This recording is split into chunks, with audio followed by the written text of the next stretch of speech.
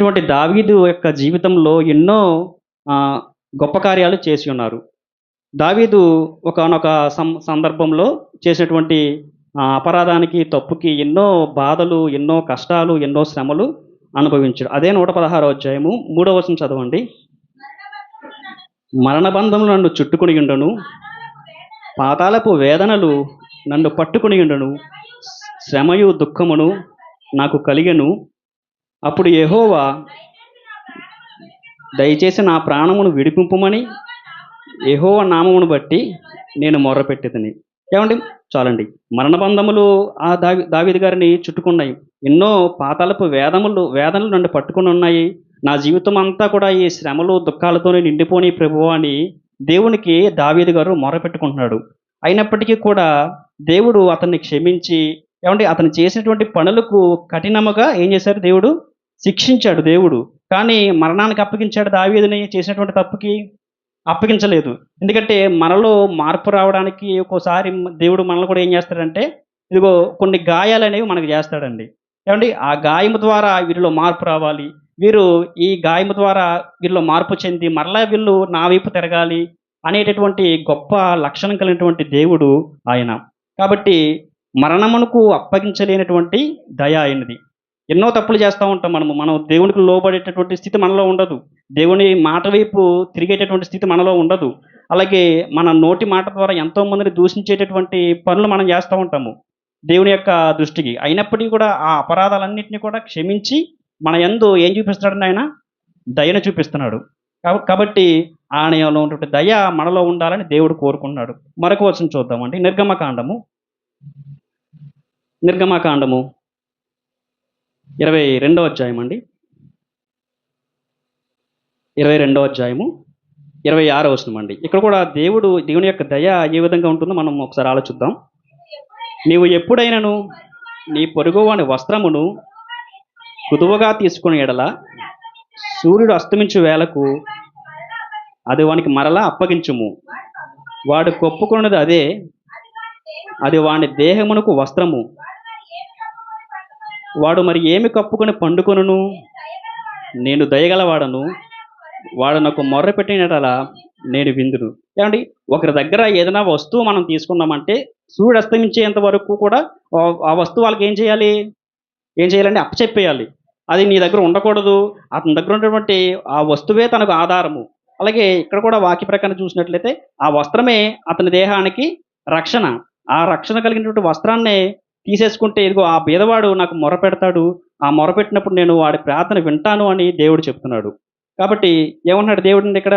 నేను దయగలవాడను, వాడు నాకు మొర్ర పెట్టిన యెడల నేను విందును అని దేవుడు చెప్తున్నాడు. కాబట్టి దేవుడు బీదవారి ప్రార్థన వినేటటువంటి దేవుడు ఆయన. అలాగే బీదవారి పక్షాన దయ చూపించేటటువంటి దేవుడు ఆయన.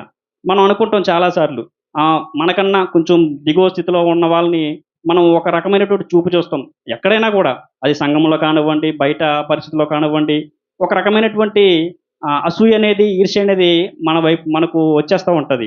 వారి యందు దయ అనేది మనం చూపించలేము. మనము బయటికి వెళ్ళినా కూడా ఒక బెగ్గర్స్ ఉంటారు కదండి, వారి అందరూ కూడా మనము కనీసం రూపాయి దానం చేసేటువంటి స్థితిలో కూడా మనం ఉండము. కాబట్టి మన ప్రార్థన దేవుని సన్నిధానానికి అంత ఫాస్ట్గా చేరదో తెలియదు. కానీ ఒక బీదవాడు మొరపెట్టుకుంటే ఆ ప్రార్థన వెంటనే దేవుడి సన్నిధికి చేరిపోద్దండి. వాడు మొరపెట్టుకున్నాడు అనుకోండి, ఇదిగో మన జీవితం అయిపోద్ది ఇంకా. కాబట్టి బీదవారి ప్రార్థన వెంటనే దేవుడు వింటాడు. కాబట్టి ఆ దయ అనేది మనం కలిగి ఉండాలని దేవుడు కోరుకుంటున్నాడు. అలాగే మరొక వచనం చూద్దాం. ఎస్తేరు గ్రంథము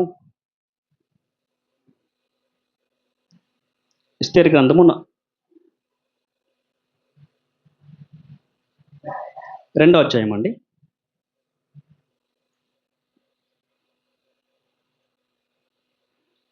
ఎస్తేరు గ్రంథము 2వ అధ్యాయము 15వ వచనం చదువుదామండి.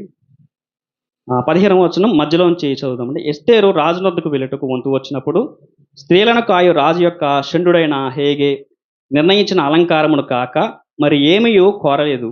ఎస్తేరును చూచిన వారందరికీ ఆమె యందు దయ పుట్టెను. ఏమండి, రాజుగారి దగ్గరికి కొంతమంది స్త్రీలు వచ్చారు. అంటే కొంతమందిని ఎన్నుకున్నాడు ఆ రాజుగారు. ఇలా నాకు ఈ క్వాలిటీస్తో ఉన్నటువంటి అమ్మాయిలు, ఈ స్త్రీలు కావాలి, వీరిని రాణిగా నేను చేయాలని అక్కడ రాజు కోరుకున్నాడు. అలా కొంతమంది స్త్రీలను అతను ఏర్పాటు చేసుకున్న తర్వాత అప్పుడు రాజుగారి దృష్టి ఎవరి మీదకి మళ్ళింది? ఎస్తేరు గారి యొక్క మీదకి మళ్ళిందండి. ఎందుకంటే ఎస్తేరుని చూడగానే ఏం పుట్టిందంట? రాజుగారికి దయ పుట్టింది.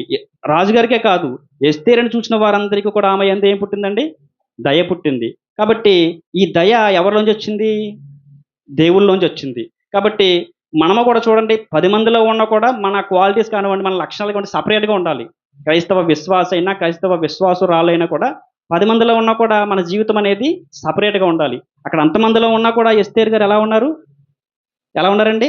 సెపరేట్‌గా ఉన్నారు. ఆమె యందు అందరికి కూడా దయ పుట్టింది. కాబట్టి ఈ దయ అనేది దేవుడు మనలో ఉండాలని కోరుకుంటున్నాడు. కాబట్టి ఆహ్, దేవుని నీతి గురించి ముందుకు వెళ్దామండి. లూకా సువార్త. ఇప్పటివరకు దేవుని దయ గురించి మనం విన్నాం. దేవుని యొక్క నీతి గురించి మనం విందామండి. లూకా సువార్త 18వ అధ్యాయము.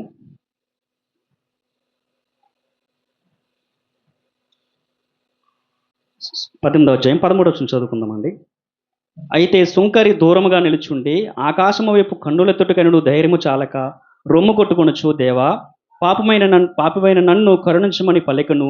అతని కంటే ఇతడు నీతిమంతుడిగా తీర్చబడి తన ఇంటికి వెళ్ళినని మీతో చెప్పుచున్నాను. ఏమండి? దేవుడిలో ఉన్నటువంటి నీతి అనేది ఇంకెవరిలోనూ ఉండదు. ఏమండి? దేవుళ్ళో నుండి దయ మనుషుల్లో ఉండదు. దేవుళ్ళో నుండి నీతి మనుషుల్లో కూడా మనం చూడలేము. కాబట్టి ఆయన మనల్ని ఎలా తీర్చిదిద్దాడు? మన పాపములు ఒప్పుకుంటే నీతిమంతుడిగా తీర్చిదిద్దాడు. చూడండి, సుంకరి యొక్క జీవితం ఎన్నో భయంకరంగా ఉంది. ఆ పాపాలన్నిటిని కూడా కన్నీళ్లతో రొమ్ము కొట్టుకొనుచు ఒప్పుకుంటున్నాడు దేవుడి ముందు. అలా రొమ్ము కొట్టుకొనుచు ఒప్పుకుంటే దేవుడు అతన్ని ఏం చేశాడండి? ఎలా చేశాడు? నీతిమంతుడిగా చేశాడు.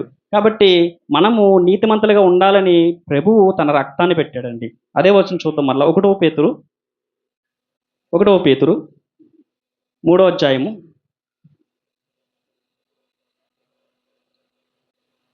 1 పేతురు 3వ అధ్యాయము 18వ వచనం అండి. ఏలయనగా 1 పేతురు 3వ అధ్యాయం 18వ వచనం చదువుకుందామండి.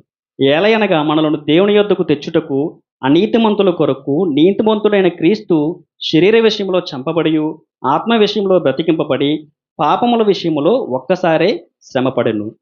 ఏమండి? ఒకనాడు మన జీవితాన్ని చూసినట్లయితే ఎలా ఉన్నాం మనము? నీతిమంతులుగా ఉన్నామా? అనీతిమంతులుగా ఉన్నామండి? అనీతిమంతులుగా ఉన్నాము. ఎటు చూసినా కూడా మన జీవితంలో పాపమే కనబడుతుంది.